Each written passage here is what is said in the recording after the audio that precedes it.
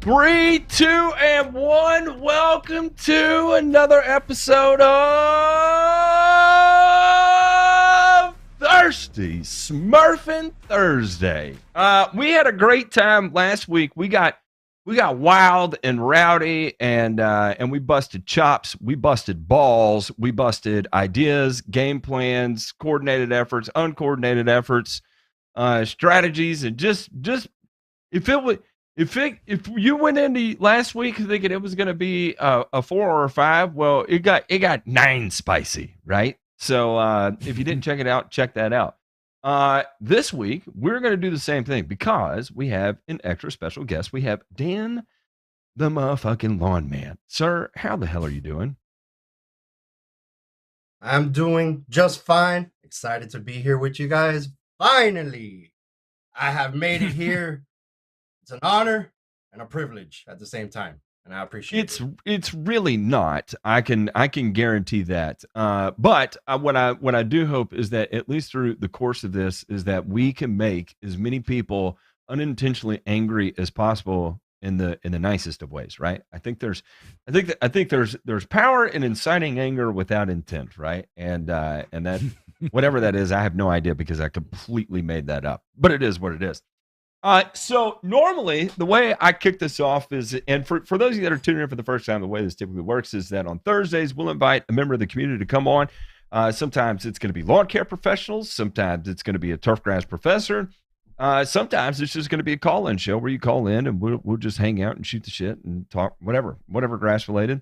And but on this particular instance here, we have a we'll call him a semi-pro, meaning has the skills of the pro, operates professionally, quasi in that he's got some hustles going on and all that fun stuff, and so this is an opportunity for us. And what's interesting about this in this instance is that Dan is coming to us from South Florida, and South Florida is a whole different.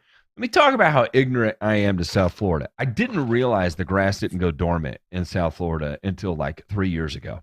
I had no idea. It may have been a little bit longer than that, maybe 6 years ago. And it blew my mind. I was like, you mean it never goes dormant? Oh, yeah, it doesn't freeze down there. I'm like, oh my Lord, have mercy. Striper Man, you're always welcome here, sir. I want you to know that. I love you, Striper Man. Yeah, so it, the so we've got South Florida in here, and what I love about this is that I can take the little bits that I know. Demay can take the little bits that he knows, and we could take what Ray knows, which is a significant amount because we're talking another tropical esque type environment that Ray's very familiar with, and put all of our heads together and probably still be able to provide some various perspectives on the whole thing. And so, anyway, talk to us a little bit, Dan, the motherfucking lawn man, about one, where did you come from? How did you end up here? Two, why, how, and why grass? All right, so my lawn care journey started as most of us start as a DIYer and as a first-time homeowner. The neighbors across the street that used to live for me, they had the nicest lawn on the block, and I probably had one of the crappiest ones. I wasn't having that. I took to it with the little bit of knowledge that I gained from YouTube. I took to it from the little bit of knowledge that I could get from the extension office, and I got to work. Little did I know that renovating an entire lawn cost $4,000 to $6,000 that I didn't sure as hell did not have. So I put in the work, and I decided to just try to grow it out of nothing. Eventually, that's what happened. Spraying, watering, proper agriculture, and I got the lawn to where it is today. Um, During the COVID period, pre-COVID, I decided to start a mowing business part time. It was just Yes, strictly mowing. sir. There was no applicating at the time. And then during COVID, I took it more seriously because my wife was unfortunately furloughed from her job, and we Oh needed that shit. extra cash. Yeah.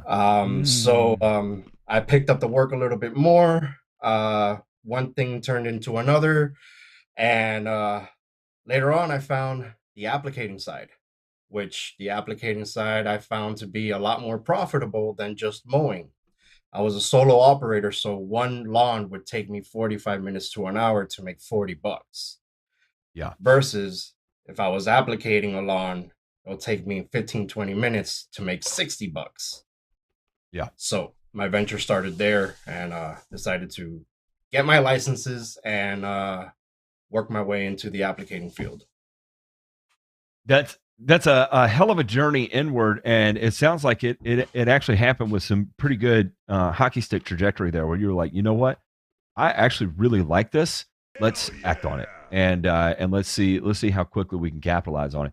And what I loved about it is that you recognize an immediate opportunity when you're like, okay, I need to generate cash. How am I going to get this in? It's like, okay, I've got the mowing thing. Now I can cross market into this new service that I was able to experiment on for seasons on my property. And what's fascinating, what I know, what other people don't know, is the degree at which you grew in your grass. Right, so you you did not go and buy $4,000 worth of St. Augustine sod and sod it in your front yard. No, you took whiffs and tufts of random sporadic pieces of grass and turned it into carpet like environment, right? And there's something about that particular process that is insatiably satisfying. I mean, it's like you chase that high for the rest of your life. It is literally chase. Some people have to choose methamphetamine. Other people have to grow in grass from absolutely nothing. So this is the after, and the before is the one that really makes you look at this. Look at this. Yeah. That's Look not at what you me. want to walk up to on your, when you're selling lawn care and you walk up to that, 90% of applicators are going to look at that and say, guess what, sir? You are foobarred. Foobarred. So let's talk reality about why this is going to cost $4,000 to $6,000. And that's a legitimate conversation to have, right? It takes someone who is absolutely nuts to walk up to that and you'll be like, hey, listen, I got an idea and I want you to hear me out on this. And it's going to take 2-3 years, but if you can bear with me and you can sign off on a little bit of the bullshit I'm gonna put out here, we're gonna grow this motherfucker into a carpet, right? And a lot of times they're gonna look at you crazy and they'll be like, can you just sod it? I'm like, I can, but do you understand what kind of a personal challenge this is? Like, I want to change your life, and it's gonna change my life in the process. So you win, I win, we all win.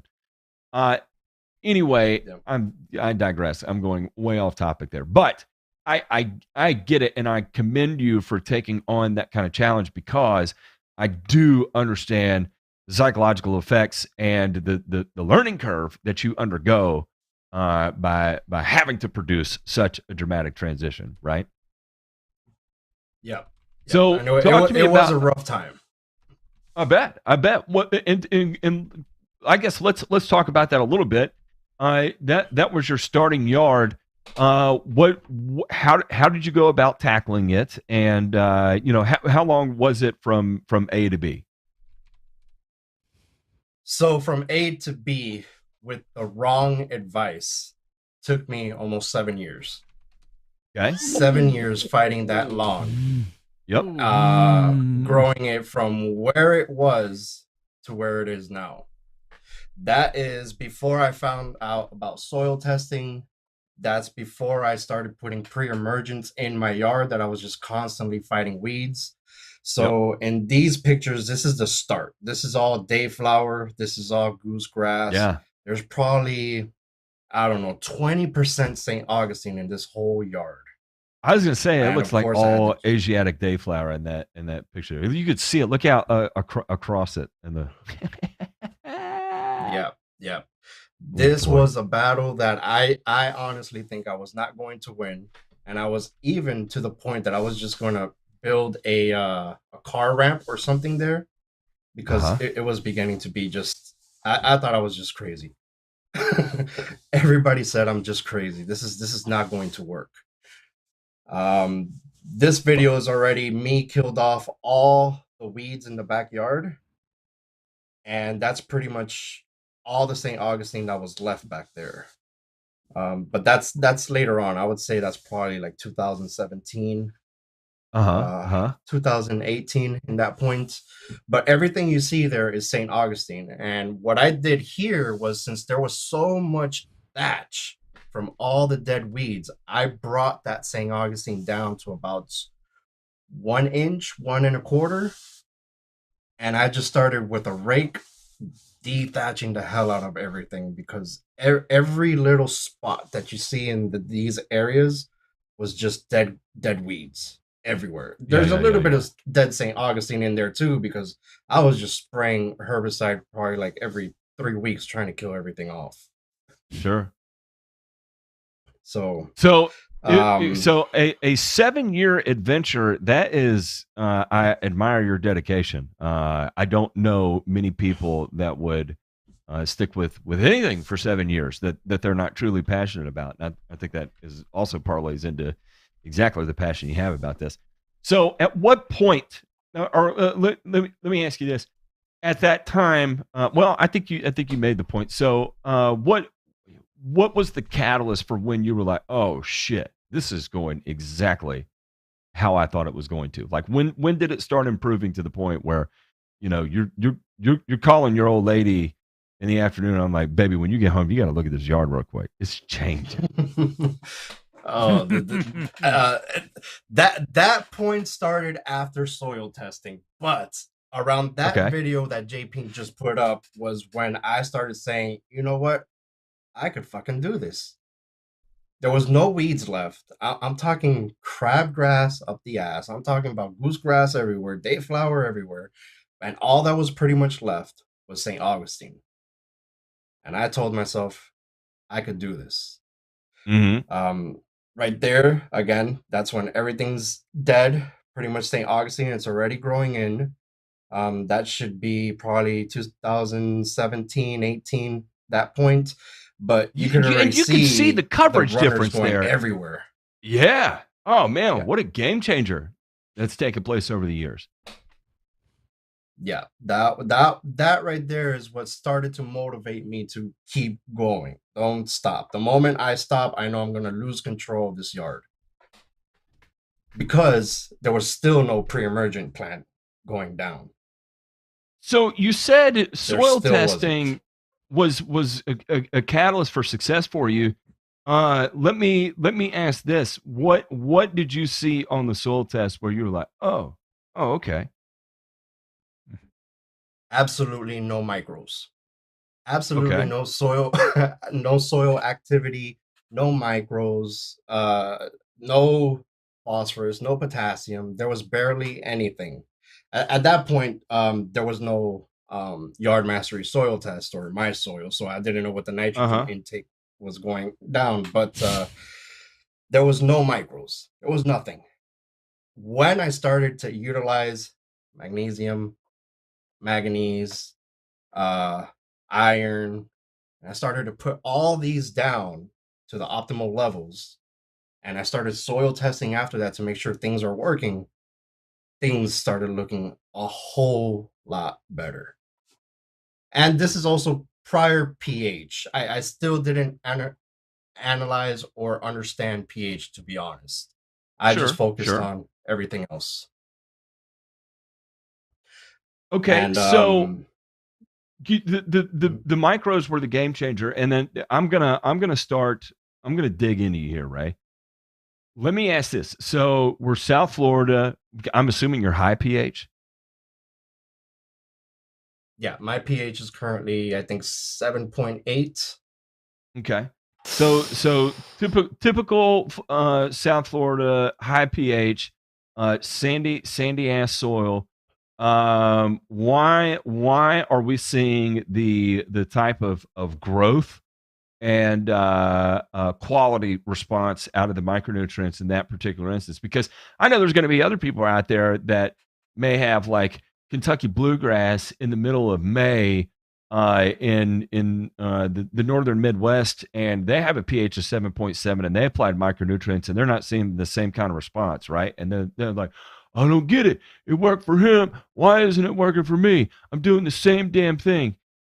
But obviously this is not an apples to apples comparison, right? Because because literally the only thing Kentucky bluegrass has to do to look good in May is show up and heaven forbid a little rain falls because God Almighty, it's going to be gorgeous, right?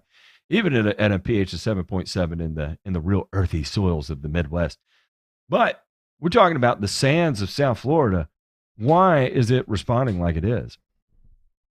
It is because your South Florida sand is basically almost like beach sand, Matt. And it is essentially a blank slate regarding nutrients, right? It's a blank slate. And so it is on you to supply whatever the grass needs in reasonable amounts to get the grass to grow. And in the case of sand, a limiting nutrient can even become magnesium. Because I know something about sand in beachfront communities, in that, you know what that sand is derived from, Matt? Huh. It is derived from all coral and seashells. Okay? It's just like our man Dan here is living the beachfront life. And there's nothing wrong with living the beachfront life, except when you have that condition, just like Dan said, magnesium, manganese, zinc, copper, iron, sulfur, those all become key nutrients. And the deal with that is, because you have mostly beach sand, throwing it down heavy is foolish. It's unnecessary. It doesn't work. And the reason why it's unnecessary is because sand is a fantastic growing media. You always hear me talk about how my favorite thing to grow grass on is pure sand. And do you know why I like to grow grass on pure sand?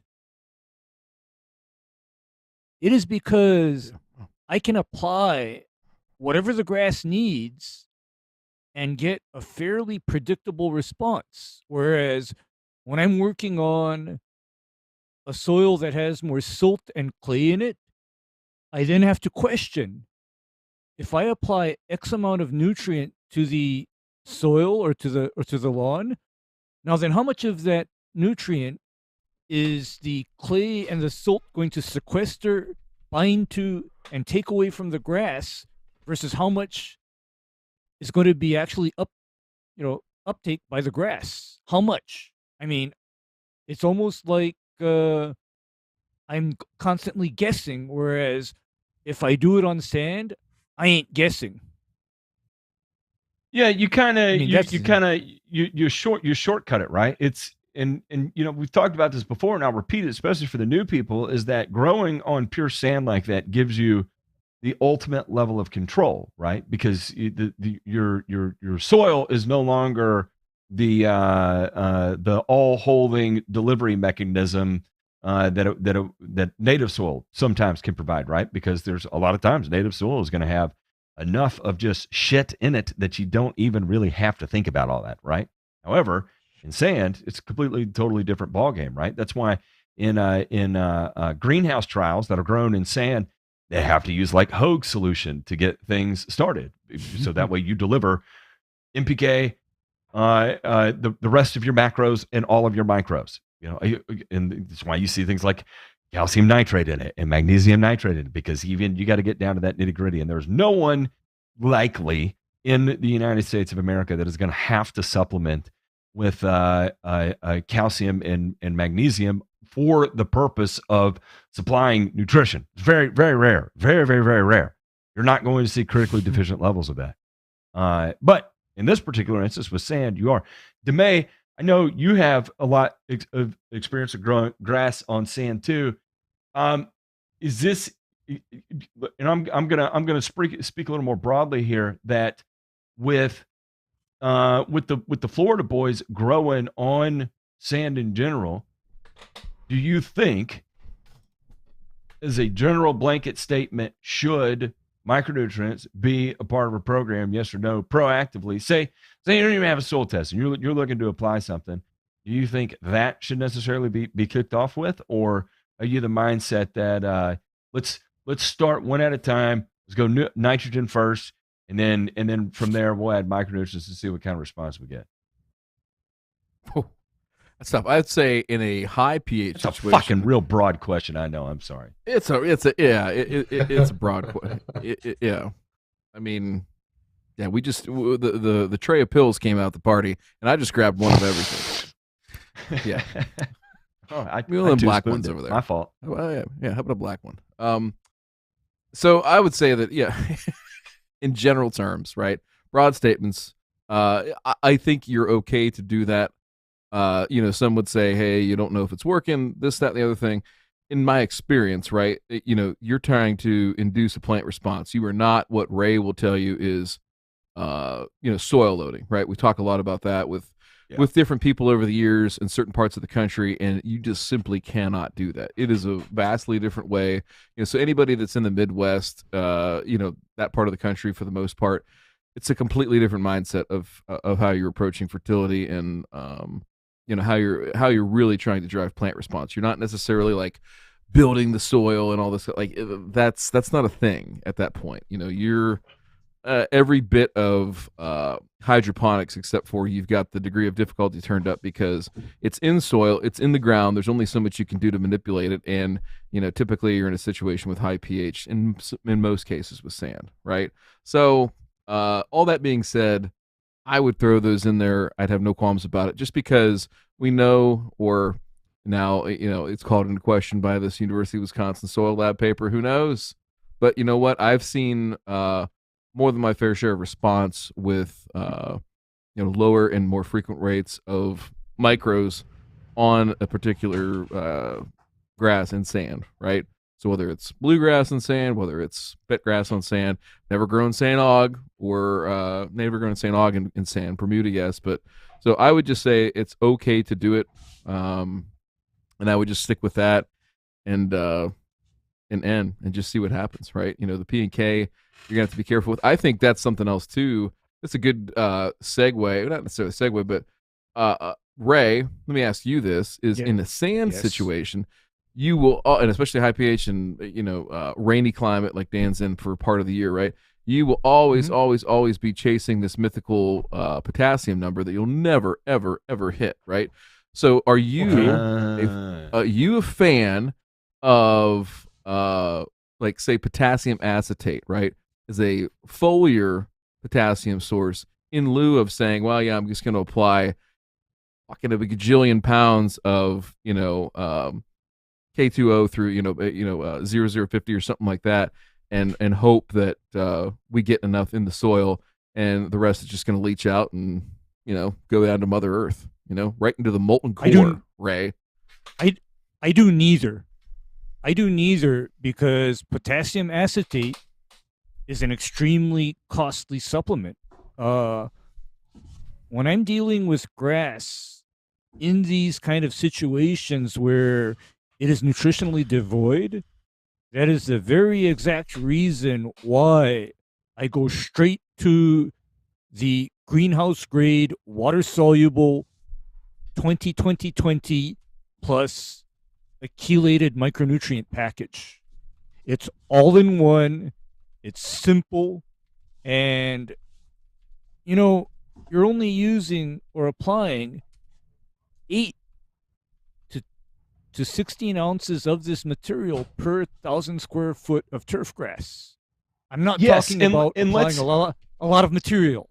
I'm not. And let's talk about that, right? So when you're growing on sand, and that this is one of those instances. I think with Cam, we've talked about CEC a lot, right? And CEC is one of those mythical numbers that you kind of look at and you're like, man, what is it?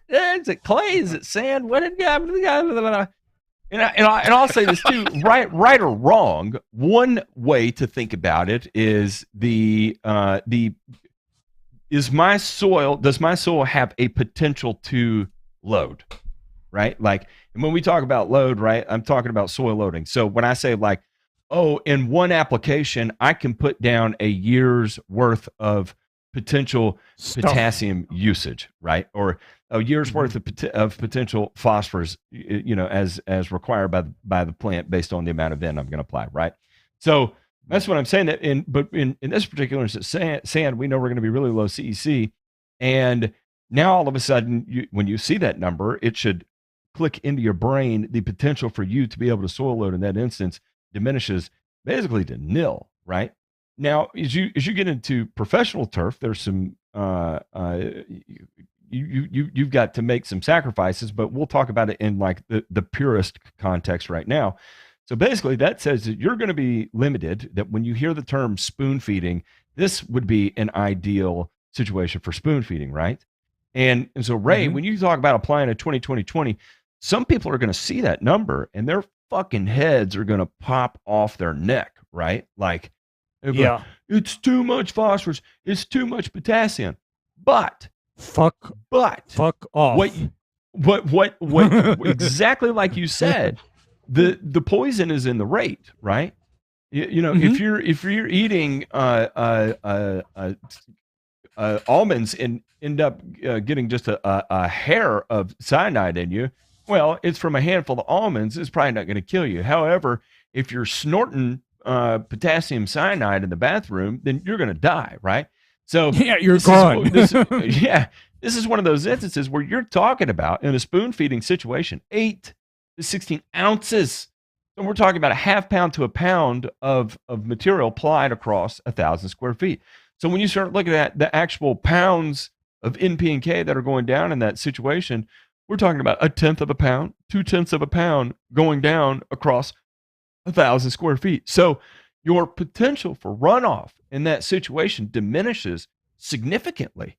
Even though it's a high N number, high P number, high K number, the potential for off-target loss drops so much because you're applying actually just a very targeted amount of material in a targeted way as well. Go ahead, Ray.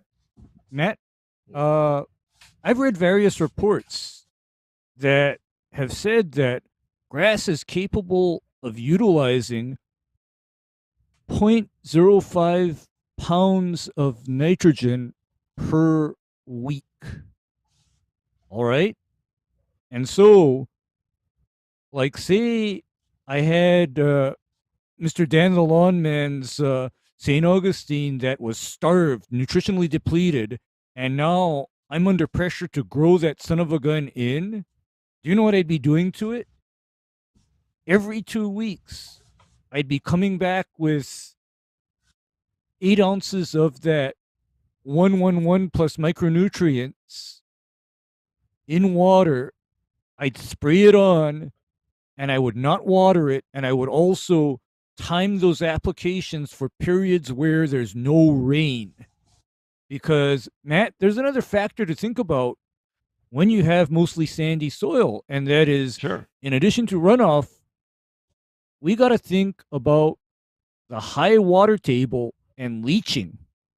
In other words, You're right. Okay, because one of the big issues that I'm familiar with in Florida is nitrate and phosphate contamination of the groundwater itself, and this is probably caused by these fucktards that are soil loading their lawns, even though their lawn is growing on pure sand.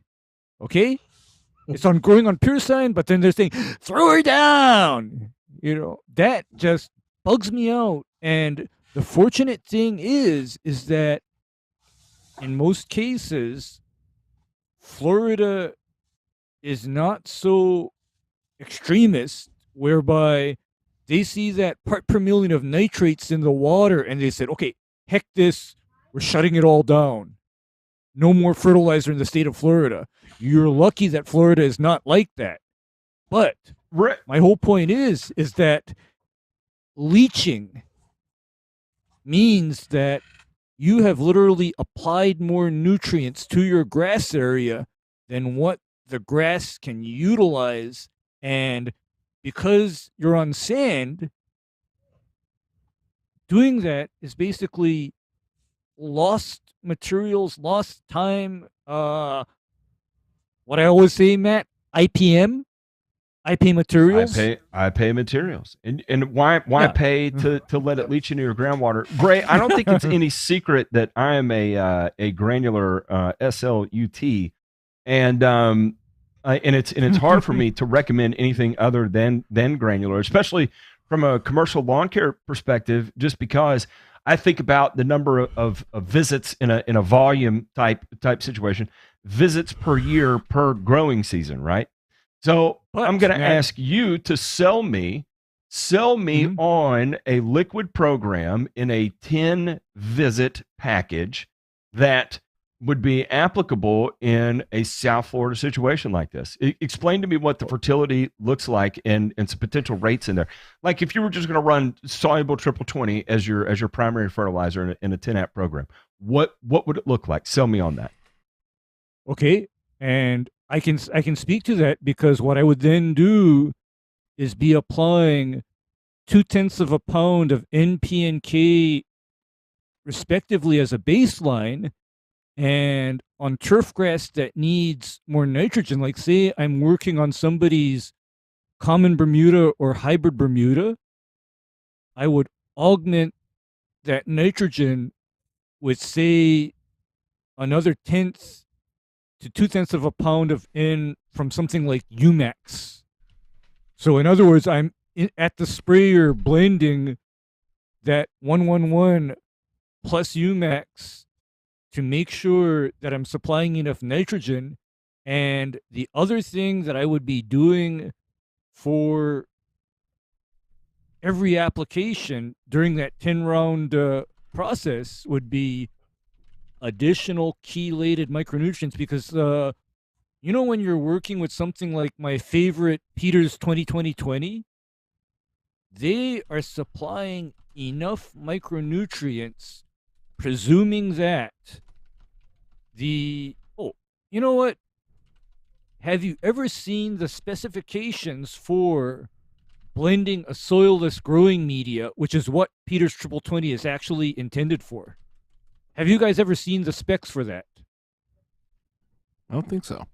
Yeah. Okay, yeah. let me explain to you because I have friends in the nursery business as well, and so what they specify is fritted or powderized micronutrients to be blended into that peat or bark-based growing media, and then they Mhm. also specify a load of polycoat slow release NP and K to also be blended into that, potting mix or soil. And then on top of that, after you've done all of that, then the plants get constant fed with the Peters Triple 20 being injected through the irrigation system. So, but then my whole point is that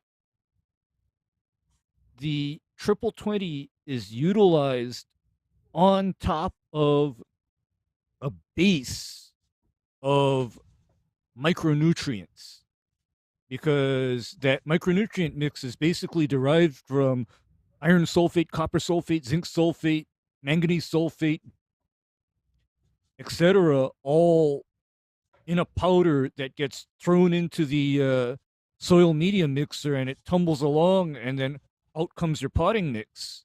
But then in the case of the 7.8 pH South Florida sand, which is very similar to my soils here in Honolulu, Hawaii at sea level, I got to make sure that my turf grass is getting sufficient available micronutrients.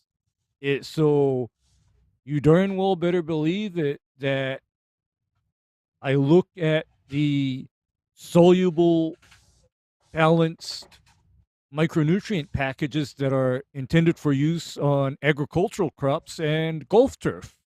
And in the case of us, where we're dealing with nothing or we're starting at nothing, the big mistake to make would be to think, let me go ham on just iron. Okay, that's a huge mistake. And do you know why that's a huge mistake? Because there's a lot more in need than just iron. Yeah, we're not talking about these people in Iowa or Illinois where their soil is already pretty, complete, and you're pumping it with some iron to turn the grass blue. We're talking about a situation where the media has nothing.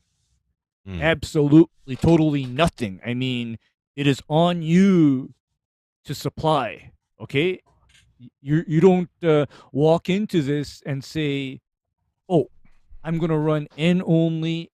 I'm going to shoot iron to get it greener and then call it a day," because in fact, what typically happens to the guys that try to do a program like that where they're pushing nitrogen and giving the lawn iron is, in time, the turf literally deteriorates and declines right before their eyes.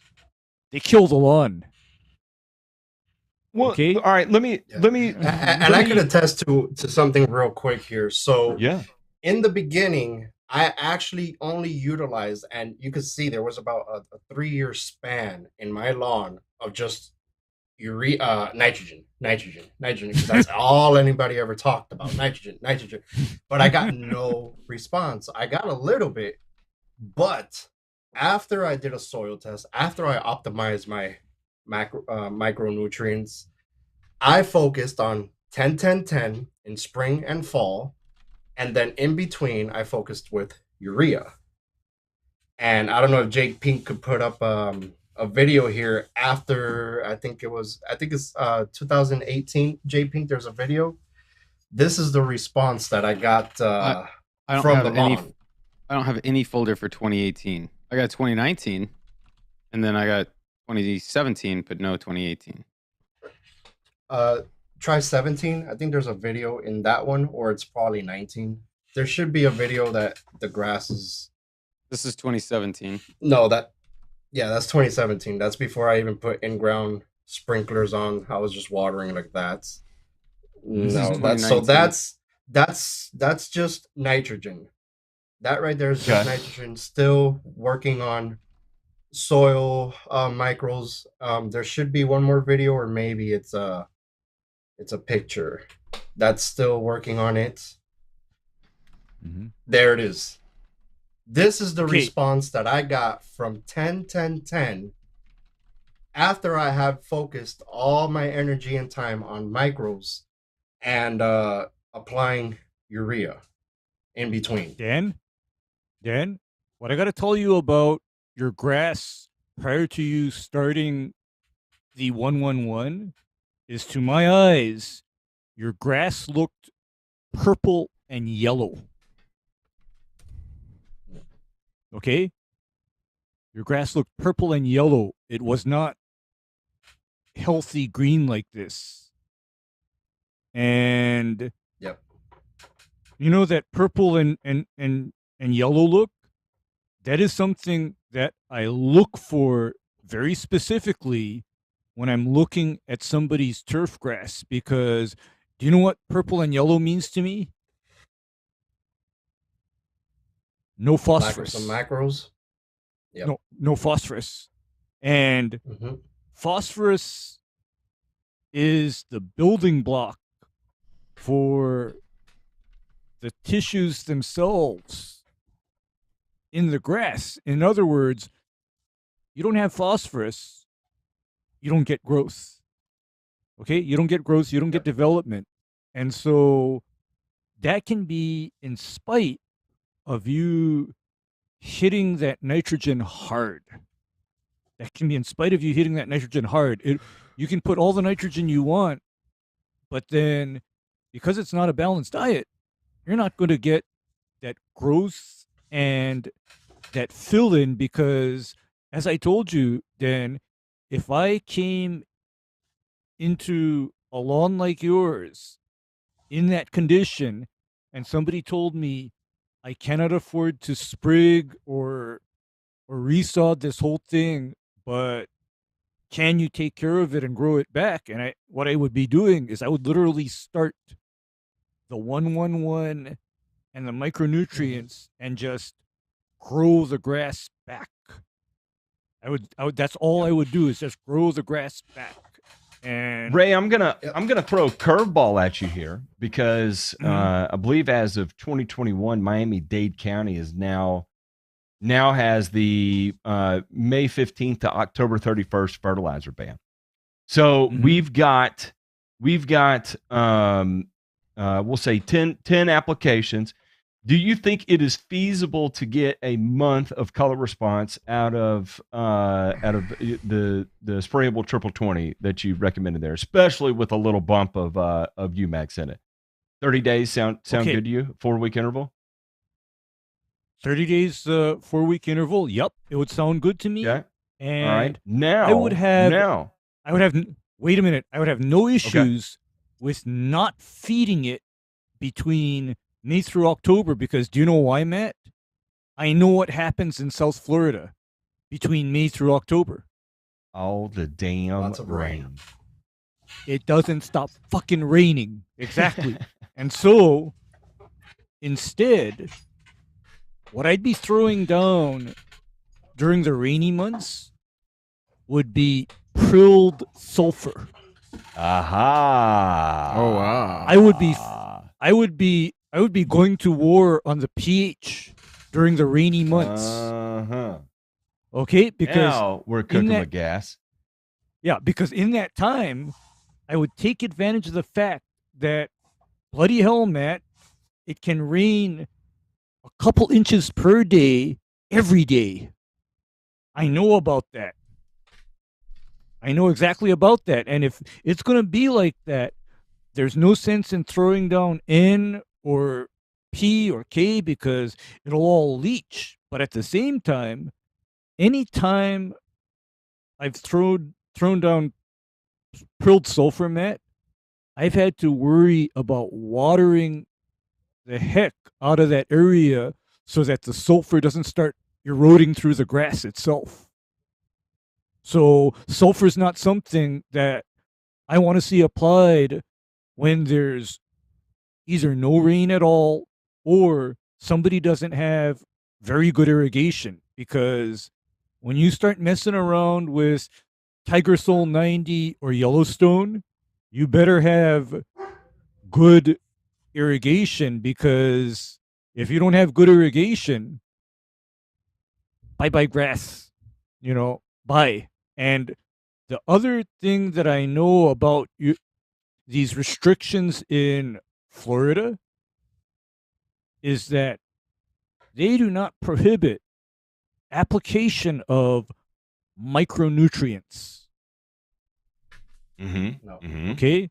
And so if you're spraying, but the law or the rule on these micronutrient products is that there must not be any nitrogen attached to those micronutrients. So we can't use feature. We can't use Simplot Rapture. That's all prohibited because those products contain ammonium sulfate, and that's prohibited during the fertilizer ban period. So what I would literally be doing to the grass is I would be applying the more agricultural chelated micronutrients that are not attached to nitrogen. Their analysis is 000. And I would attempt to maintain the turf on micronutrients from May through October. However, here's the thing, is that in actual practice, Dan, I know that in October it can still be warm, right? In South Florida. Oh yeah, Still most warm. Definitely. Yeah. Okay. Yep. That's one feeding. However, November, does it start to get cool? Or is it still No. warm? Still warm until probably the end of December. Okay. So October, November, And by warm, what I and mean is we'll still be in the 85s, 85s. It's dropping, but okay. we'll still be in the 85s. Okay, that's just like Honolulu, Hawaii. I'm asking because what I know about St. Augustine is that the no grow temperature for St. Augustine is when daytime temperatures are below 70. So that would be your January and February, right? And then, so you're talking about fertilizer, October, November, December, none in January, none in February, start again in March, feed up until May, and then no more micronutrient. I mean, nothing but micronutrients between May through October, plus whatever else Correct. you happen to need to apply to the turf grass, because over the years I've had conversations with Florida lawn care operators. So I kind of understand what's going on over there. And Yep. this is why I'm aware of that. And this is why I also know that the only thing that can be applied to improve color on St. Augustine during that rainy period, if you even need it, is micronutrients. But your biggest value for money would be derived from working on the pH. You would get more done throwing down sulfur at 5 pounds per thousand from May till October. Okay. You'd get more done, and you'd profit more from that, because sulfur, we talk about sulfur for pH, but to me, sulfur is yet another essential macronutrient, because sulfur is literally a building block for the grass leaves, the grass stolons, the grass stems, and the grass roots, because sulfur is the base by which grasses and plants synthesize their proteins. Mm-hmm. So if you don't have sulfur, you're missing things. And that's kind of why, what was your nitrogen source when you were just experimenting and trying in those early years and you didn't get a lot of good results? What was your nitrogen source back then? Urea from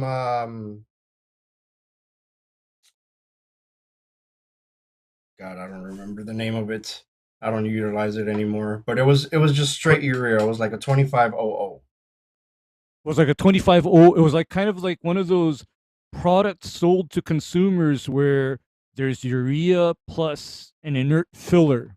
I'm familiar with those products, but you see, my issue or my problem with urea is that urea is literally just nitrogen. There's no sulfur in it. There's nothing else in it. And so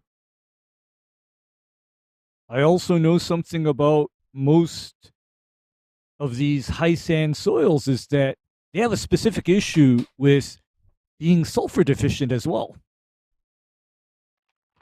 That's a problem. That is true. And so if you have that issue, you basically are short all of the blocks that you need, because to me, when dealing with turf grass, Dan, I actually place extremely low importance on nitrogen. Yep. I'm opposite in that I don't emphasize nitrogen. I want to make sure that my sulfur, calcium, magnesium, and then the metallic micronutrients and my potassium and phosphorus are all in order first. I do not take presence and abundance of those elements for granted, because I am not Yep. dealing That's with actually something Midwestern I soil. focused this year. That's actually something I focused on a lot this year. I did not apply nitrogen since like last December, and I've had no issues with the lawn fading away in color or lacking any color until probably 2 weeks ago. And I gave it a bump of nitrogen, and it's right back at it. It's not gonna give it all away, but it's the most beautifulest thing I've ever seen. I feel right back in love with my lawn. All right. Okay. I mean, that's just why when people ask me, what should I fertilize my lawn with? Okay, I never assume that they have wonderful Midwest soil that is rich in everything and all they need is nitrogen. I never assume, because assumption is the mother of all screw ups. Okay? And so, in the case of you, when you got your soil test, everything was low, wasn't it? Everything was very low. Yep. And everything was low, and now everything's nice and optimal, and the only thing I lack is nitrogen. And okay, now here's how I view nitrogen, Dan. I view nitrogen as a tool to regulate growth. That's how I actually view nitrogen. All right? It is a tool to regulate growth. To me, nitrogen is not about making grass greener. It is about how fast do I want this grass to grow? How much biomass do I want this turf grass to generate?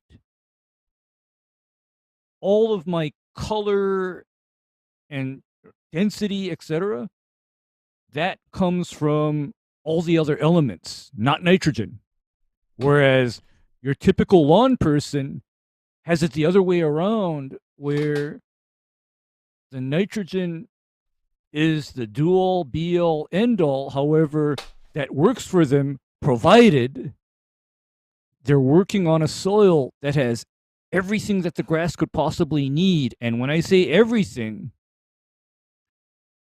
I look at all of the elements in a sufficient balance, all of the elements, because I still remember having a conversation with the my representative from ICL, Matt. You know ICL? Oh yeah. And we were at a seminar once, and then he quizzed the audience, and he asked them, "Okay, guys, what is calcium and magnesium?" Everybody got it wrong, because He said it's a he answered,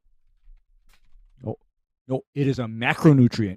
Calcium and magnesium are macronutrients needed in high quantities. And fun fact now, Dan,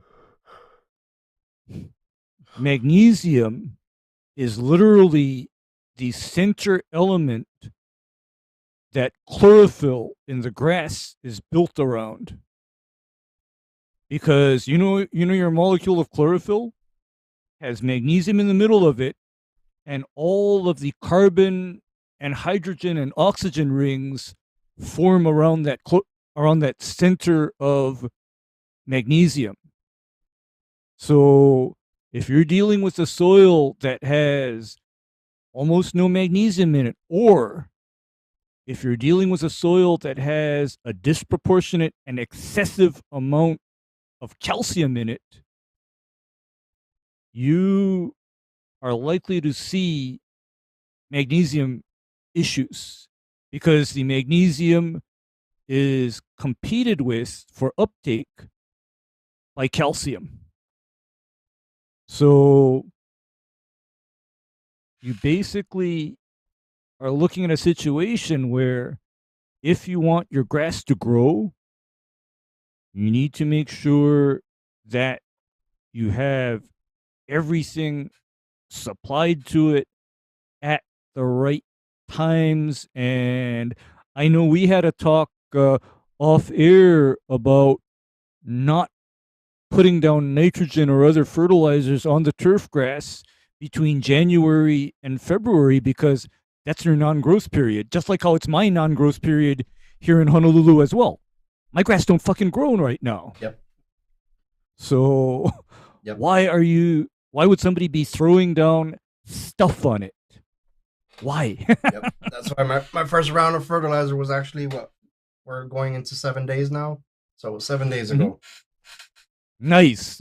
Nothing between December and 7 days ago.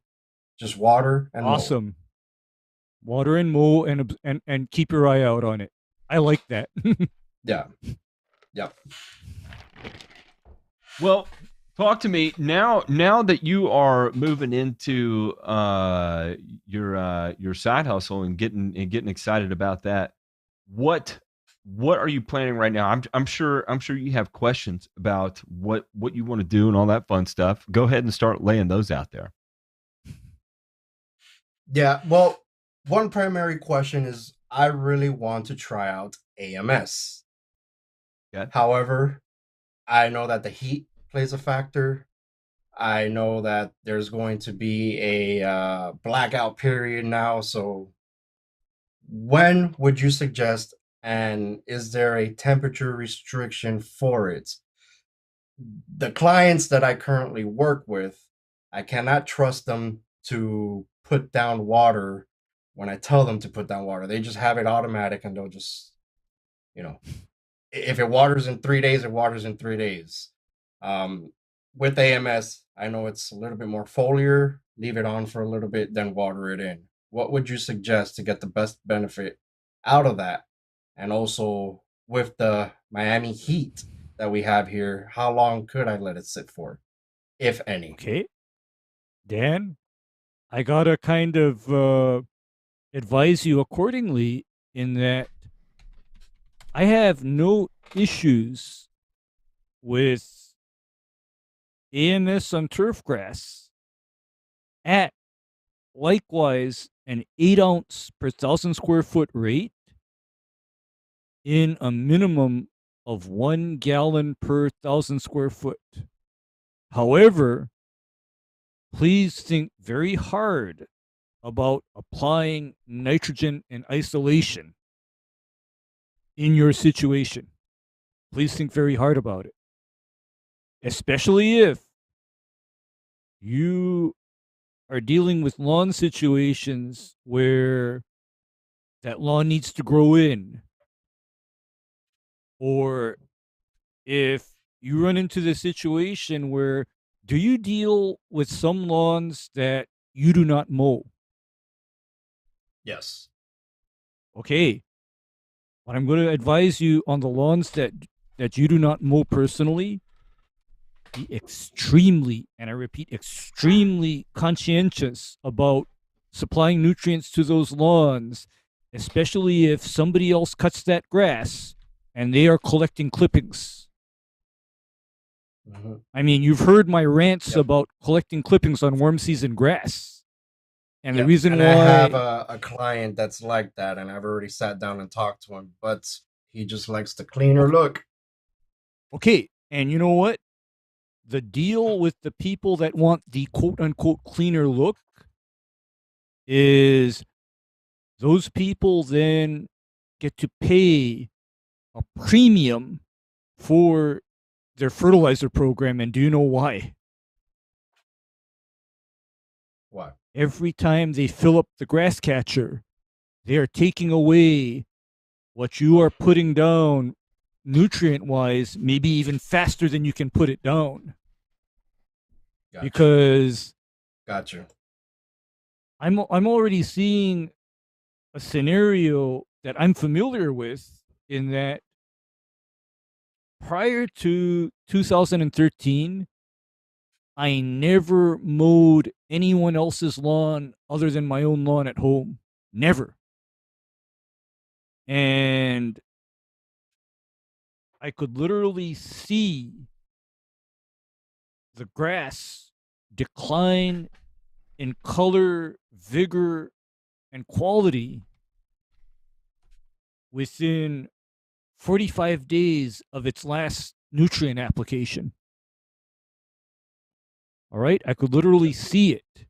And the reason why I could see it is because my clients had mowing services that picked up all the clippings. Yep. The lawn was clean, but the lawn was damn near fucking dead. Yep. I can see that. So- I get where you're going with that. And so, And the it's deep- actually a case that happens, because if I apply something to it, I could see 2 months later the grass declining in color when it should last a little bit longer. longer. But then when somebody is on this clipping collection program, Dan, my God, you know that 0.1 pound of N application rate? That's out the window. I'm now thinking about 0.2 to 0.3 pounds of N, P, and K respectively, if somebody so chooses to collect their clippings. Because it is incredible how much P and K is recycled when you let the clippings mulch back in. It's incredible. So, yeah, it's and you know what? I foresee a situation where you're in this May through October blackout period, fertilizer blackout period, and May and June, that lawn is okay. July, August, September, October, that lawn is going to be shit. It's going to be absolute shit.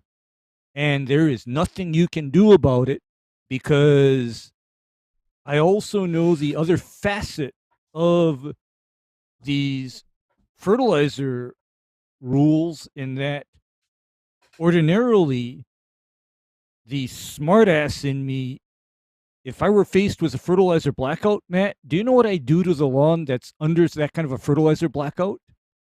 I'd be bad. I would throw down 3 pounds of N from 180-day Osmocote. Okay? But that type of an application is prohibited by the Florida fertilizer regulations. And Because for you're those who also- don't know, Osmocote is a slow release fertilizer that has a multi-layer coating, primarily consisting of a wax like material, and it is probably as close as you can get to a true 180-day drip release. And let me tell you, it takes a long time to come on, and it takes a long time for it to go away too. So, it is that's some real deal nursery shit there. Like that's 99% of its use is gonna be nursery, and so that's why it's funny to hear Ray say, you know what, fuck it. Yeah, but then that is the how you would otherwise have to deal with the set of circumstances that you're faced with. And the unfortunate thing is that I know that regulations cap your actual amount of N applied per application at 0.7 pounds. So, and 0.7 pounds of N from Osmocote over May through October, that ain't shit. That's not applying anything. Don't bother.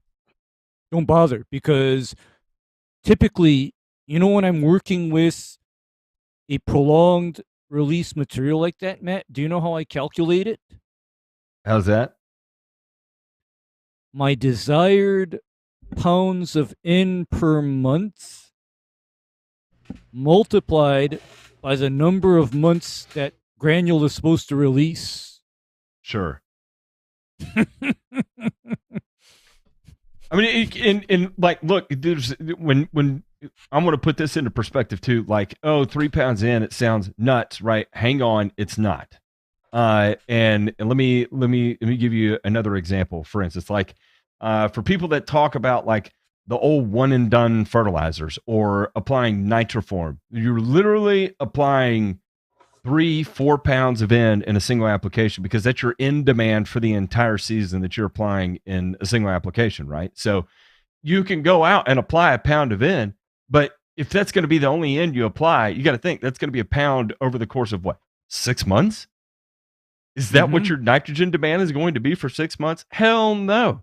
So this is another thing that I think is actually a good point, is that just because the label gives you a rate, right? Like, for instance, if you look at a bag of one and done, and and you start doing the math, and you're like, that's 1.7 pounds of N on a 180-day fertilizer, and your demand is going to be 3 pounds over that same given time period.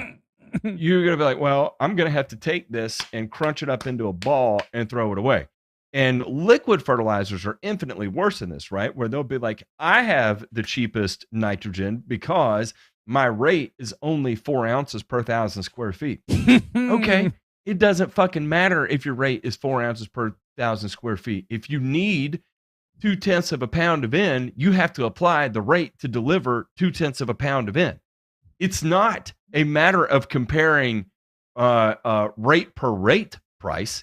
It's a matter of applying actual pounds of material versus pounds of material price, right?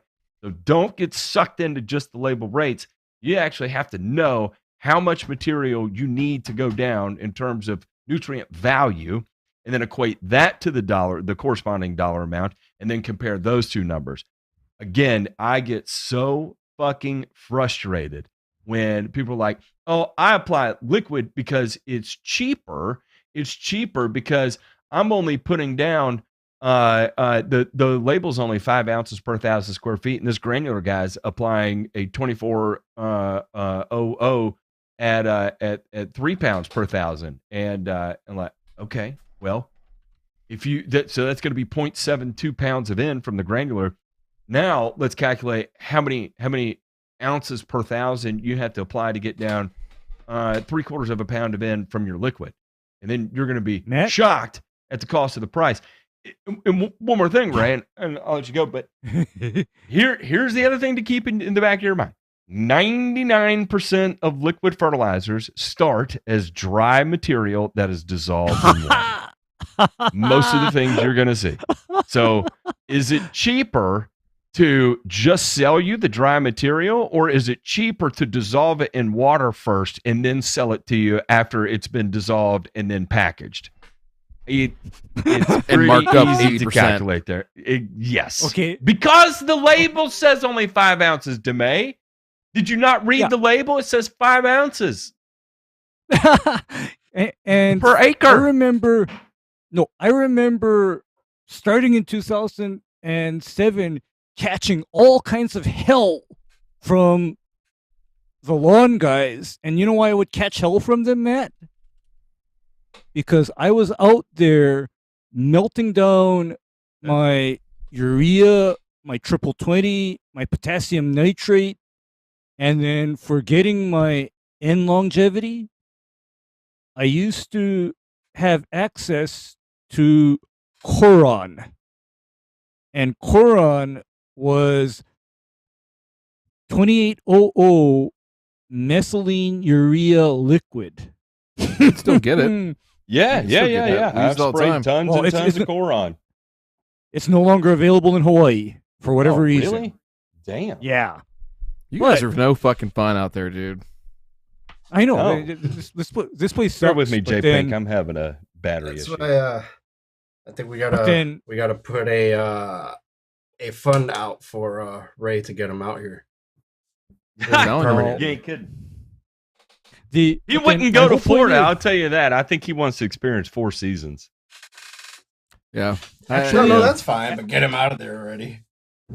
Because what I'm going to tell you, Dan, is that specifically when you deal with people that collect clippings, you got to get in their face about what the consequences are of that decision. You got to lay it out for them, because everyone I work for, I tell them I don't pick up cuttings. Okay? I don't do it. And the reason why I don't pick up clippings is because you are the very same motherfucker that's going to be on my ass when your lawn is not green.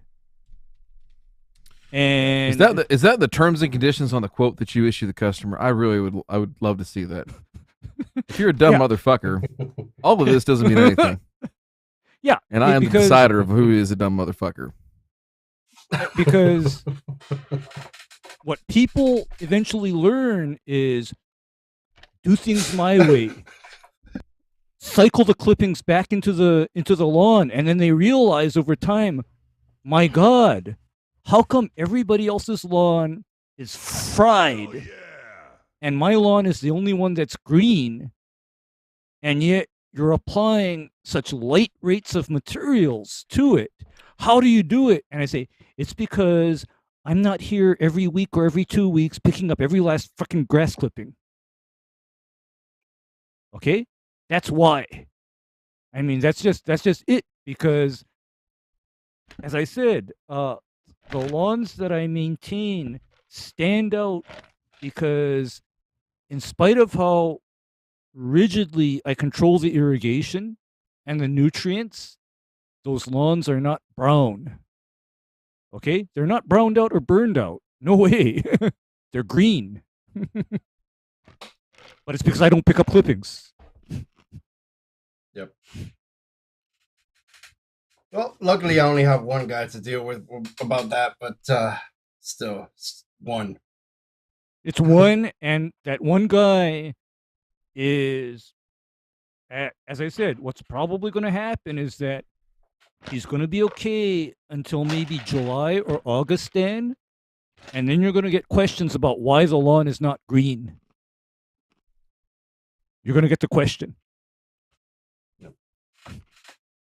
And then we'll fight them. What else? Well, I think the AMS question still stands. Yeah. Oh, I don't have any was- questions. I don't have any worries using it. I mean, Yeah, me neither. I understand that you're. I have no issues. Yeah, I have no special issues with it because as long as you're applying reasonable rates, temperature is not an issue. Okay, Yeah. temperature's Okay. not an issue with AMS. I mean, A tenth of a pound, Because- 2/10 of a pound, shit, even a third of a pound, and you're using. If you're doing granular, you sure as shit don't have anything to worry about. If you're doing liquid, if you're doing granular at 2-3 pounds, 1,000 square feet, that's going to be what 4/10, 6/10 of a pound. You're fine. Yeah, that- that's not applying it as much. granular. That's not much. Yeah. If you're doing liquid at like 2 gallons of carrier volume per 1,000, at 2/10 of a pound, no problem at all. If you're That's doing excellent. a 1 gallon, then I would probably stick to like 1/10 of a pound. You could get away with 2/10 of a pound, but just to be extra, like, oh, I'm the safest. Careful. Ain't no mistakes ever gonna happen here. 1/10 of a pound.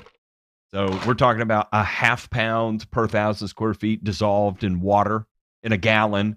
That's going to cover 1,000 square feet. So easy math there. 1/2 pound dissolved in a gallon. That gallon covers 1,000 square feet. That's 1/10 of a pound. you're super good there. Nothing to worry about. Yeah, no issues. And the other thing about just try it. Like literally take it, pick you a spot, and if you want to sample a product and just see what it does, pick a section of your yard and put a box down, like flatten a box, right, and lay it down and just spray a section, including spraying over the top of that box, right. Let it sit. And how long do you have to let it sit before you water in? You're in Florida. I mean, like pretty much when you finish the lawn, you're going to be safe to water it in. It's going to be dry, right? Like it's, I'm not worried about that. If you want to let it sit for 3 hours and then water it in, great. That's awesome too.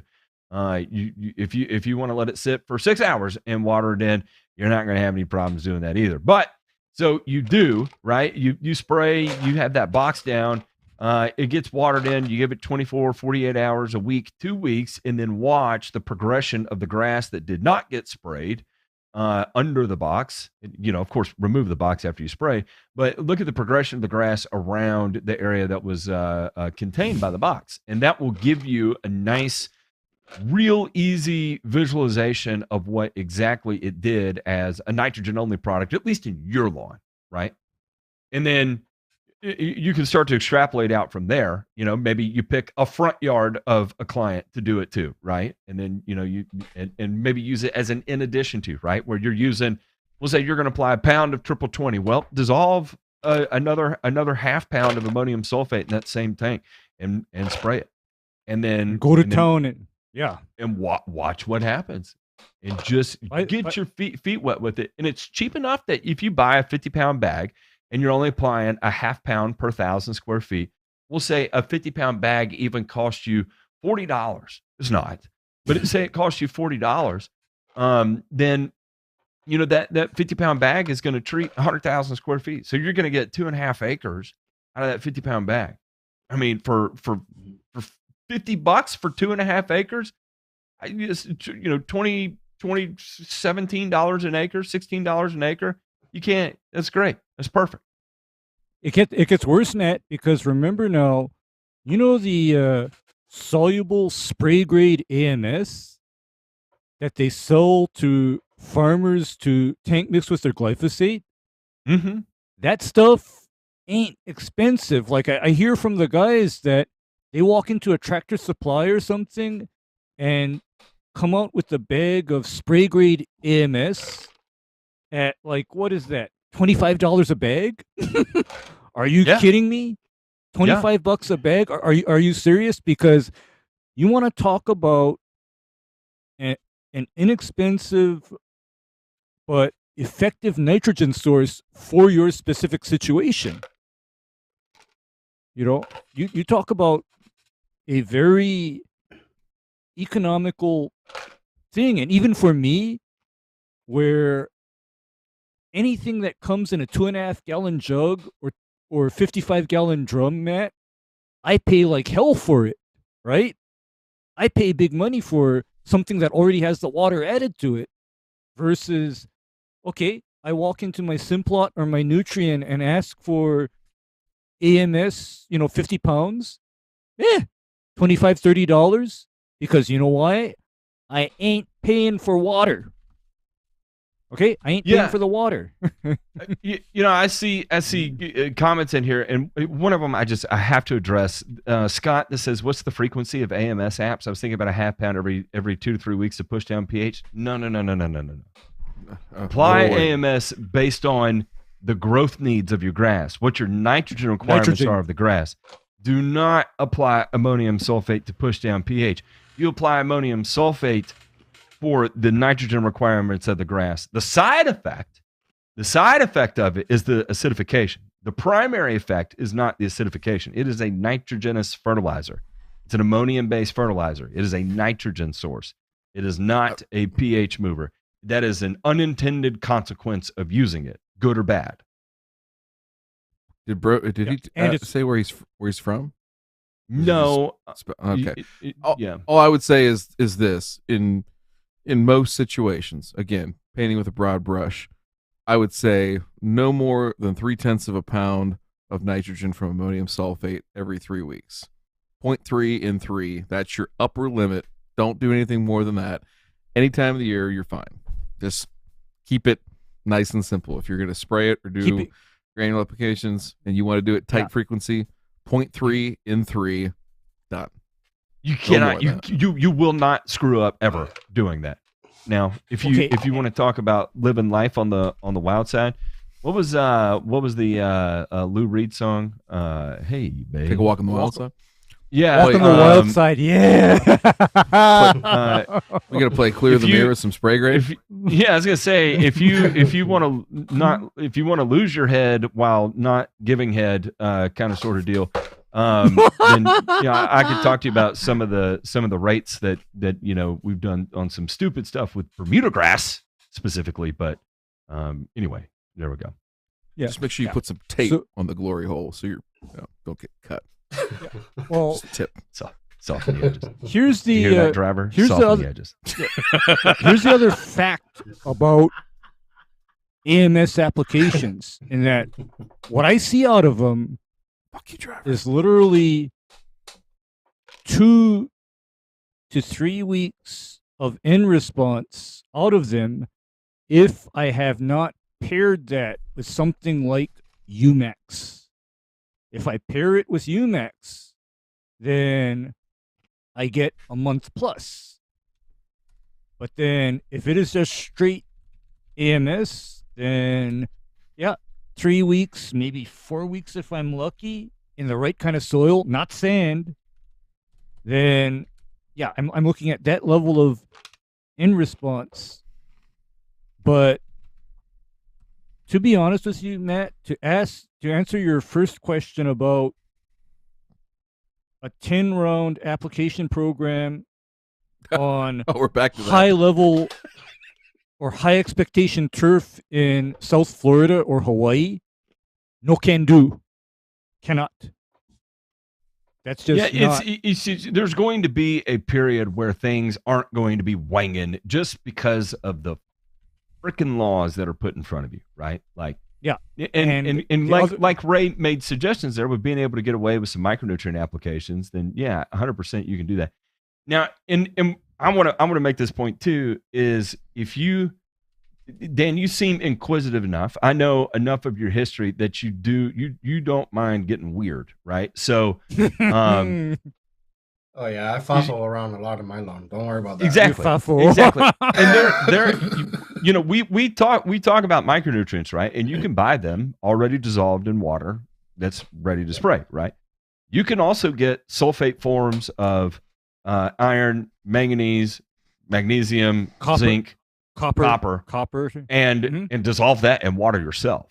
You can do that too, right? And now you have to understand that has to be applied as a foliar only, because as sulfate micronutrients, anything that touches your soil is immediately going to react with carbonates in your soil and become plant unavailable. You're not going to get the same kind of color response that you would expect to see from a foliar application, right? So just understand that that's going to be the way to do it. But as you're looking to dial this in more and more, and establish more control, or look for a way that, is it feasible? Is it easier for me to buy it already pre-made and apply, or is it easier for me to mix my own in 20-gallon batches and then I've got something ready to go? Now it can get a little complex in that. If you do want to do that, we can have a whole chemistry lesson on long-term storage stability and all that fun stuff, because you're going to have to manipulate water pH and all that. But if you, on an individual case basis, where you want to test something to go along with your ammonium sulfate, and you find a dry iron, dry manganese sulfate that you just want to throw, a pinch of it into your tank and then see what happens there too, you can do that as well. The world is your oyster, and in my opinion, I think that's inherently good. That was a lot of the shit I did that prompted me to move into manufacturing and all that shit, because it became obsessive compulsive, as with anything related to turf. What other questions? I know you've got a shit ton. Well, I got a couple of pictures here. I know Ray and Busy's helped me out with this.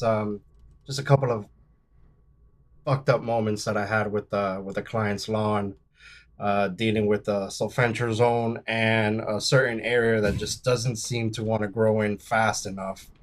And I got a spot here that's just pretty bad. I don't know if JP can pull up those pictures. See if you guys he'll can get help it. me out with this, because I've tried everything that I could. He could be peeing right now. Oh. No, I was trying to find. I'm trying to figure out which folder that's in.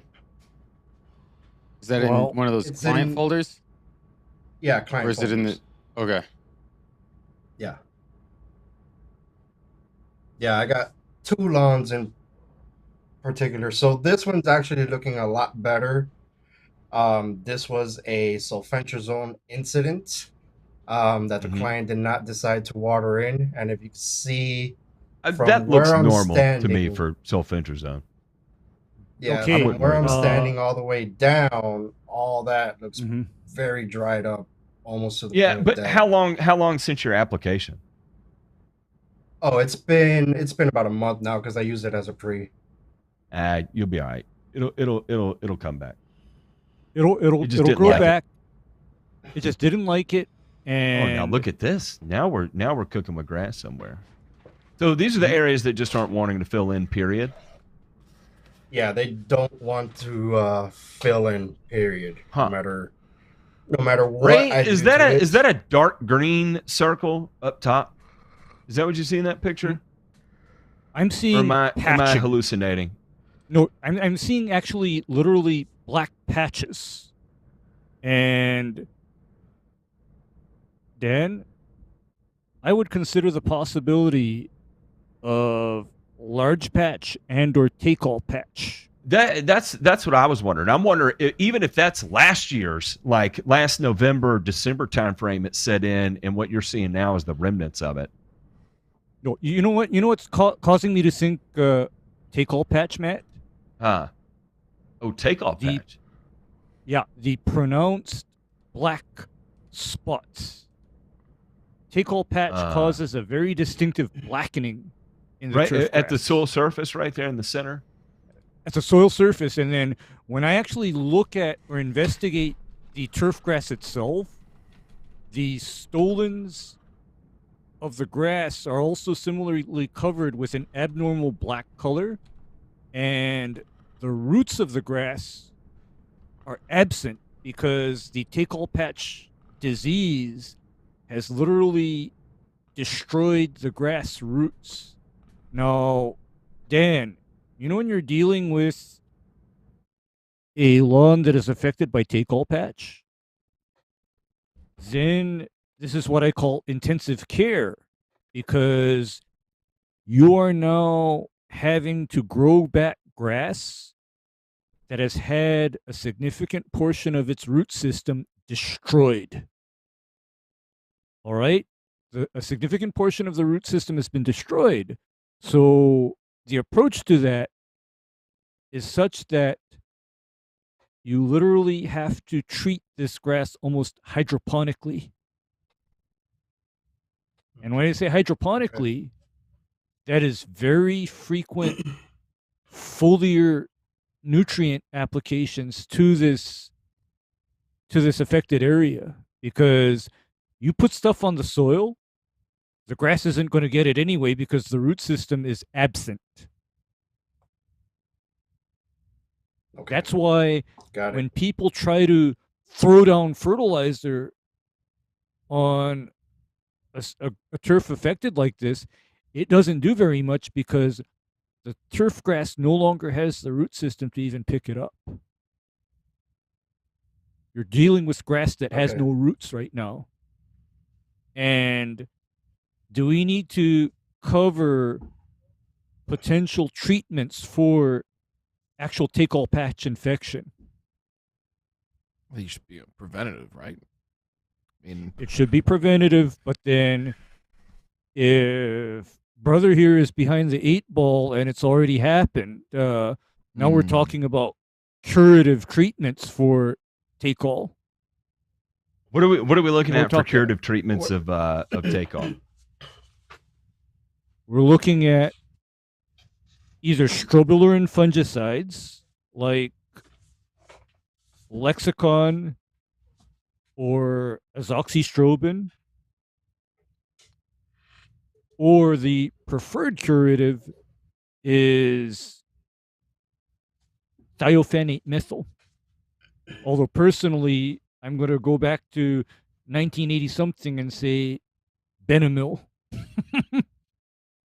that was good on take-all, but then in present time, thiophanate methyl is pretty good.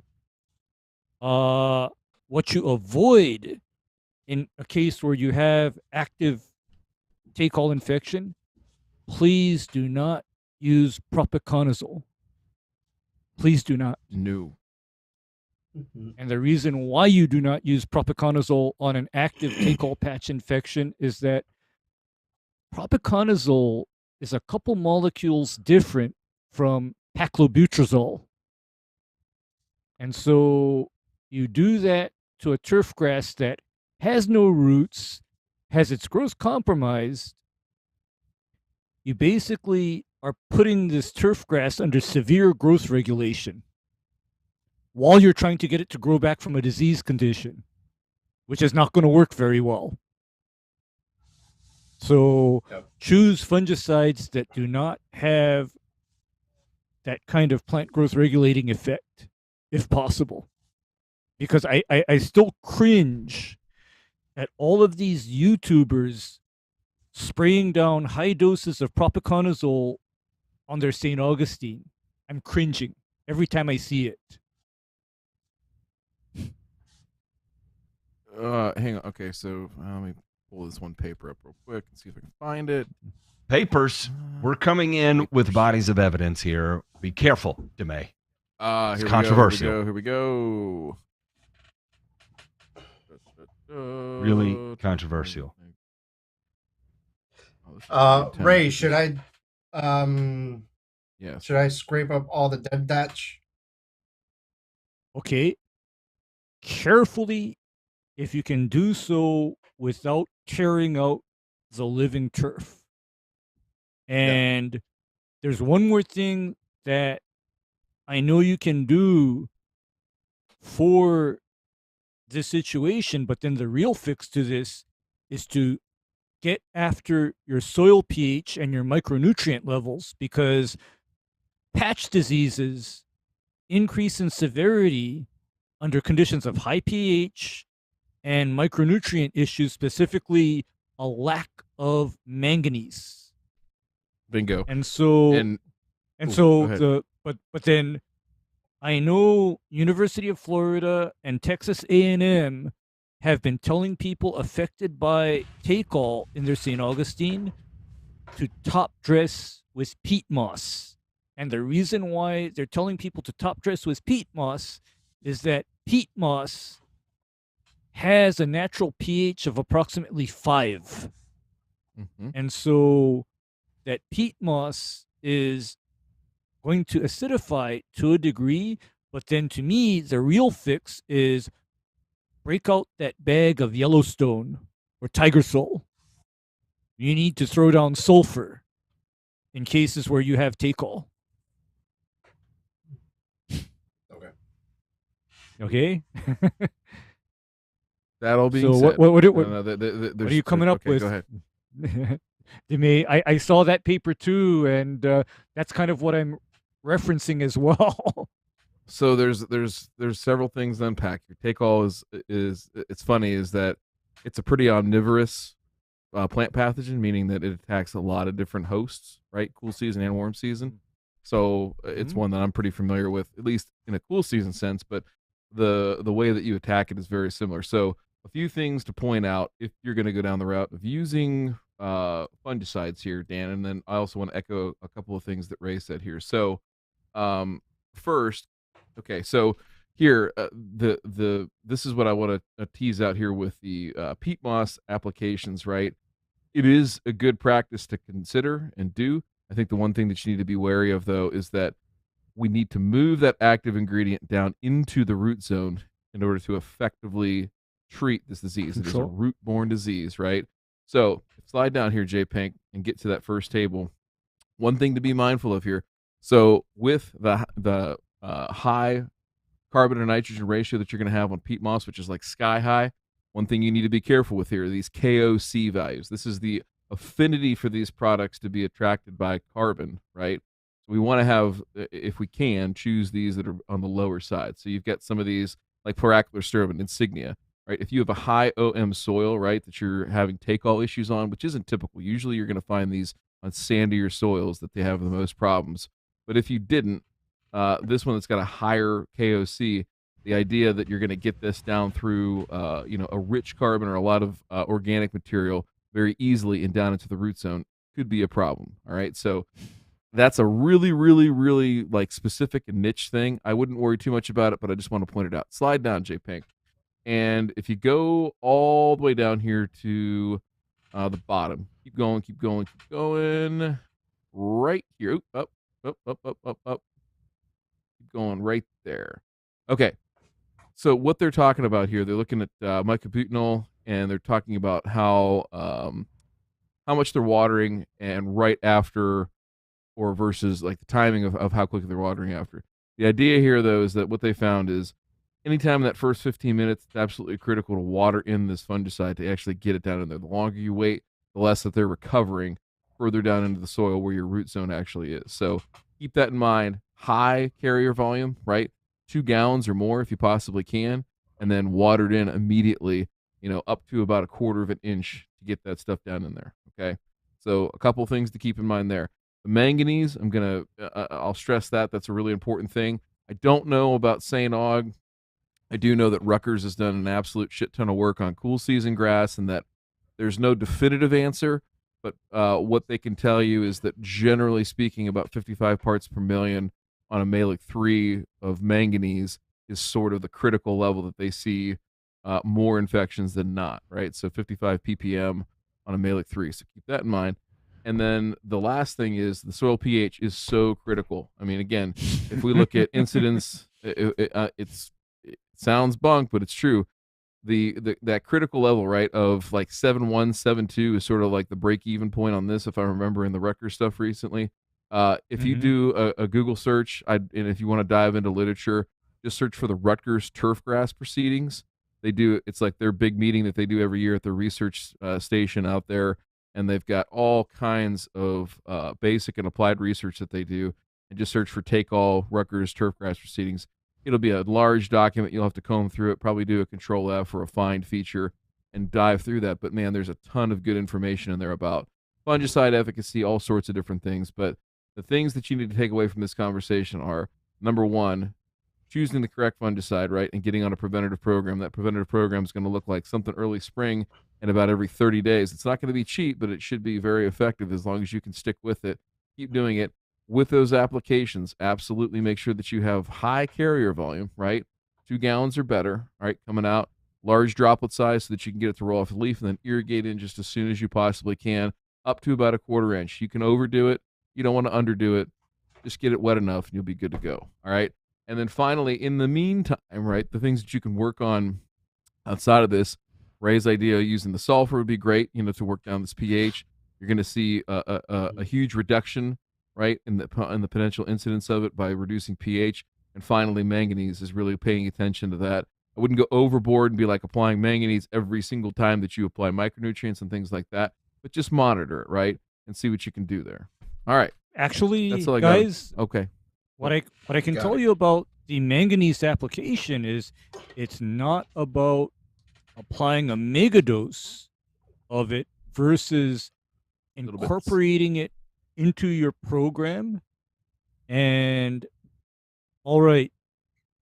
And speaking to carrier volumes, guys, the take-all plague is literally one of the reasons why I had to develop alternate spray equipment. Because in the 1990s, I started getting seashore paspalum turf with take-all, right? And so I was treating those areas at 10 to 20 gallons of carrier per 1,000 square foot. And You ever put a so I had That's so I had that's a lot. to so I had to get spray equipment that was capable of running a high spray volume and apply it evenly. So, Trident. Okay? Trident at 5 gallons per minute. That's how. And so, because I can tell you that there's a big difference in efficacy between applying thiophanate methyl at a half a gallon per 1,000 square foot versus 20 gallons per minute per 1,000. Huge difference in efficacy. You ever put a Hitachi wand on the crotch of a lawn and watch what happens? That's what happens when Ray gets out there. Yeah, and Squirt, squirt. instead of me plugging that thing in to 120, bring on the 443 phase. Let's go. Ray's taken out sidewalk with that thing before. Yeah. But then, so what other question do you have, Dan? No, other than that, the sulfentrazone damage, I guess, keep mowing, keep watering, let it grow in, get it nice and green.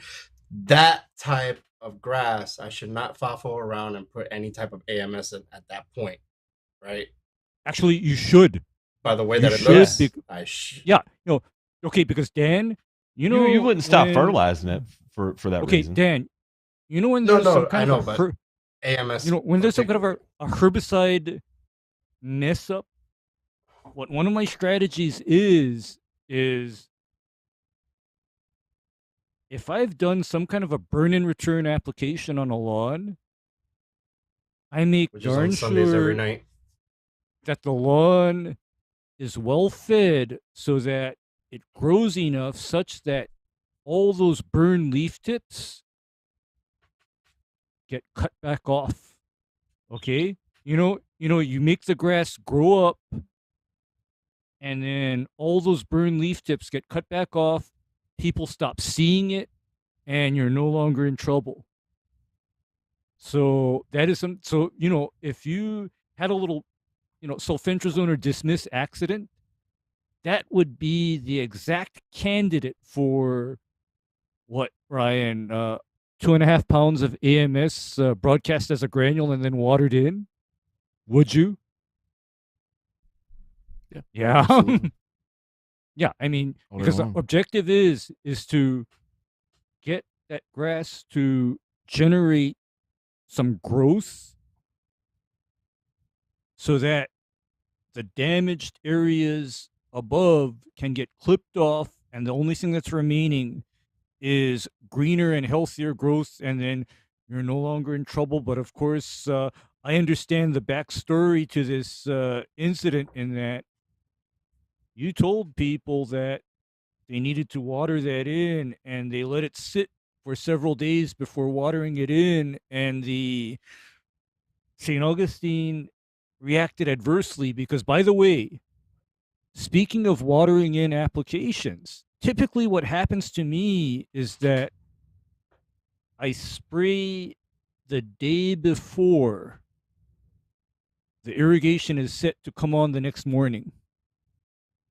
That's usually how I can plan it. However, the exception to me letting the irrigation take care of an application is if I'm applying something like a soil-borne fungicide, like say I'm applying that Exteris fungicide nematicide, or I'm applying something for take-all patch, then that doesn't apply, and when possible, if I'm not spraying at high volume, I am spraying ahead of a running irrigation system so that as I'm applying, it does not have time to dry on the grass and it immediately gets watered in, Dan. Because, when you're treating take-all patch, as that report that Ryan DeMay posted a few minutes ago, if you let your fungicide application dry on the grass, the amount of fungicide that can then be subsequently watered in down to the root zone where that fungicide needs to be diminishes greatly. Because what happens then, if you let it dry on the grass, is you get massive amounts of foliar absorption. Because a lot of these fungicides are technically intended for diseases such as dollar spot, leaf spot, rust, powdery mildew, and dollar spot, right? If I haven't mentioned dollar spot already. So they're intended to be rapidly absorbed by leaf tissues. So if you let it dry on the grass, then the leaves take up all of the fungicide and you don't get any going down to the roots. So that's something to consider when you are going to treat a lawn for take-all patch, is watering in and spray volume. Okay? It's Yep. just I got it. it's just something that the disease, this take-all patch disease, is literally living in the soil in the lawn. That's what's happening, okay? That disease is living in the soil. It then colonizes the roots of the St. Augustine, and then it just wipes out the roots. That is what's happening, because I would guess that, you know what your other confirmation that this could be take-all patch in that, you know, picture that you showed us where there's black spots forming in the turf, is if you can pull up stolons from that lawn and you don't see any roots on that lawn, and what roots that you do see on those stolons are black, that is a potential very troubling sign. Because, you know, when I'm out in the field and I see that kind of damage occurring in the turf grass, the first thing I do is I poke around and I lift up some stolons, and if I see blackening, I start to suspect take-all patch, and I start treating that lawn accordingly. Yep. That is something that I do, and I did not do in this case. So, because I just did not think it was take all. But now that you pointed it out to me, it's something that I definitely have to address, like this weekend. I'm not waiting. Okay, Definitely this good weekend. man. Yeah, good man. I mean, because I would probably say that, yeah, you look at your micronutrient levels, you look at your pH, and the fungicides, as I said, the good ones include azoxystrobin, thiophanate methyl, and I saw on that research report that another potential fungicide that you can use is myclobutanil. Because myclobutanil is special among the DMI fungicides in that that has the lowest amount of growth regulating effect on most grasses. Yeah. In other words, By the way, Ryan, if you could send me that through the Discord, that'd be great. I sent it to you. yeah, Oh. yeah. Okay, thanks, It's Jay.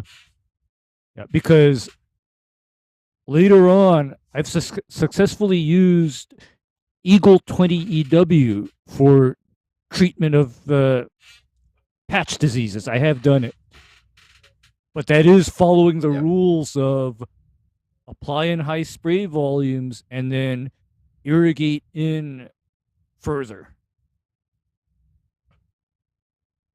Definitely. Okay. Yeah. Yeah. Eagle was always in my tool case.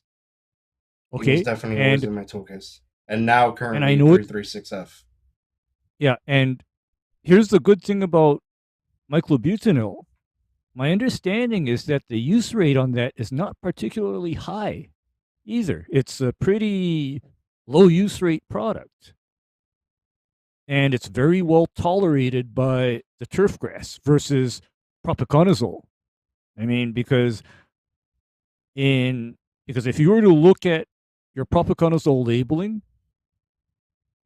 I see a specific restriction or limitation on that fungicide, especially on, get this one, Matt, Bermuda grass and Gulf turf in high temperatures. There's a specific restriction. Mm-hmm. I guess it's because it's too much for it. Yeah. Well, it is. We're rolling on 11 o'clock. We're going to have to get to the after show. Do you have any final comments, Dan the Man? No, I do not. It was great hanging with you guys. It's always fun to jump on and learn from you all. And Ryan, I would like to hear your voice just a little bit more next time. If there isn't, dude, I'm so sexy listen, voice. when it comes to St. Aug, dude, I know. I sit in the dumb seat and I just shut the fuck up and listen. Sometimes, sometimes on this show, you got to speak a lot and you got to take the floor, and sometimes you got to sit back and take your medicine. And boy, howdy, I did that tonight.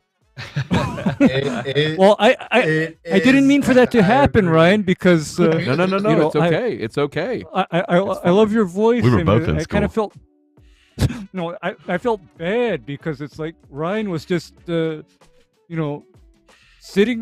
there. So I felt so bad. It's like, oh damn it, I hogged the floor.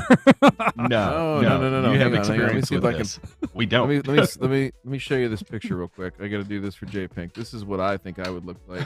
Matt's not going to know this because he doesn't watch movies anymore, but I really feel like if I was in Florida, I would look like this. I mean, right here, Pizza the Hut and Spaceballs. Probably have no idea. You'll be melting. Yeah. You're right. All right, boys. I don't. Mowing in over 100-degree temperatures and humidity. No thanks. That's how I No feel. thanks. All right, let's get to the after show. Boys, Adult I talk, do real have a talk. shout out I want to give to everybody out there. I know you guys like to promote your Patreon, and I want to tell everybody that I know who is possibly on the show tonight and quiet as fuck. Guys, you always have a lot of lawn questions. Please join the Patreon. You get the Discord. It's like a lawn forum with a lot of FAFO moments, but you get a lot of good information from these guys, and it just costs a fucking monster drink per month, if you want to put it like that. So join that Patreon list, man. There's no reason not to. For a monster drink a month, you get all the cocaine rant that you could possibly want. It's funny how that works.